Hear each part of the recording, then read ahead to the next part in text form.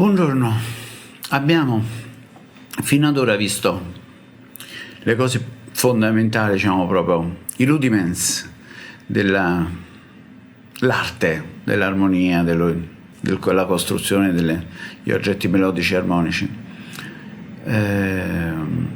Le note sulla tastiera, le scale in cui i tasti neri si chiamano diesis, le scale in cui i tasti neri si chiamano bemolle. Ora dobbiamo rendere utile queste cose che abbiamo imparato mettendo a punto questo meccanismo di identificazione della distanza fra due note. Quindi c'è un elemento teorico da comprendere, che è come noi definiamo queste distanze, come denominiamo, come identifichiamo le distanze fra note, tutte le distanze, sia quelle che coincidono con la scala maggiore e anche quelle che non coincidono, ok? Quindi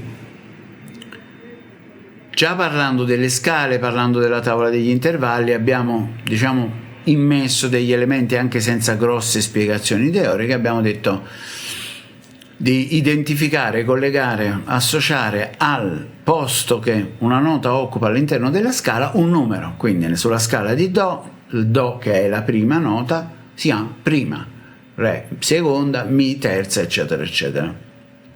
Ora dobbiamo andare a definire meglio questa cosa.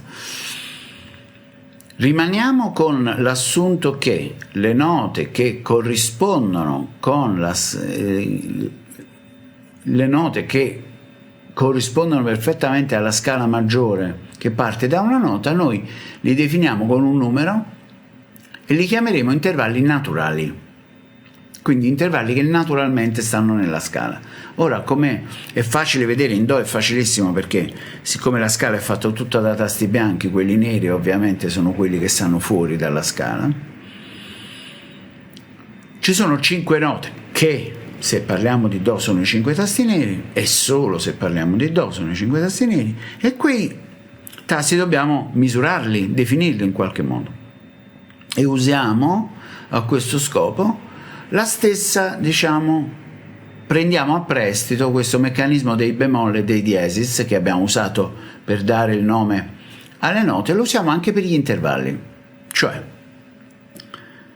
se nella scala di Do Sol è la quinta nota della scala di Do, questo significa un'abbreviazione, è la quinta, Sol è la quinta, allora a questo punto questo tasto qua possiamo definirlo, misurarlo semplicemente chiamandolo quinta bemolle, oppure quarta diesis. Quindi se io dico qual è l'intervallo fra Do e Fa diesis, allora uno risponde quarta diesis, perché c'è il nome della quarta. Se io dico qual è l'intervallo che c'è fra Do e Sol bemolle, a questo punto uno dovrebbe dire quinta bemolle, perché ti sto dando un riferimento col nome che è Sol. Non so se sono riuscito a essere chiaro. Ora facciamo l'esempio in un'altra scala, perché così diventa per assurdo più chiaro. Allora prendiamo la scala di Re, Re, Do, Sol, Re, 2 diesis, Fa diesis e Do diesis. Quindi questa è la scala di Re. Se io vi chiedo la terza di Re qual è, la domanda è sostanzialmente qual è la terza nota della scala maggiore di Re. Se io la vedo questa scala, so che la terza nota è Fa diesis, ok?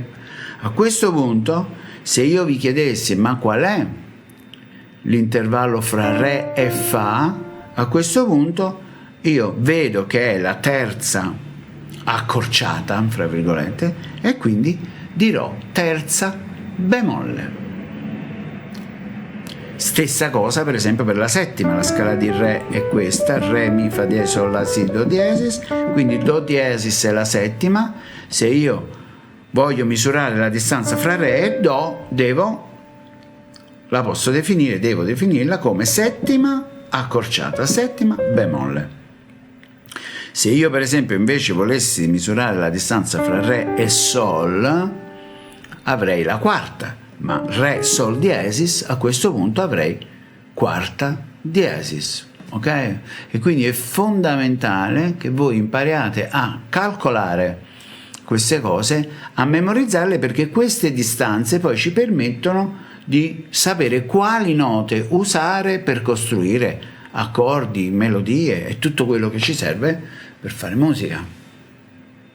Allenatevi, e come abbiamo fatto per le scale, quindi con gli intervalli naturali, quelli semplici, scaricatevi la tavola dei numeri dove ci sono tutti e 12 gli intervalli, sia quelli naturali che quelli alterati, fra virgolette si chiamano, cioè le note che stanno al di fuori della scala, e imparatevi a calcolare questa roba. Qua è categorico, una scala per volta, mai mischiare due scale, poco alla volta, molto in profondità, come diciamo spesso noi. Per arrivare in profondità l'unico modo è scavare sempre nello stesso posto, quindi scavate sempre sulla stessa scala. Buon lavoro!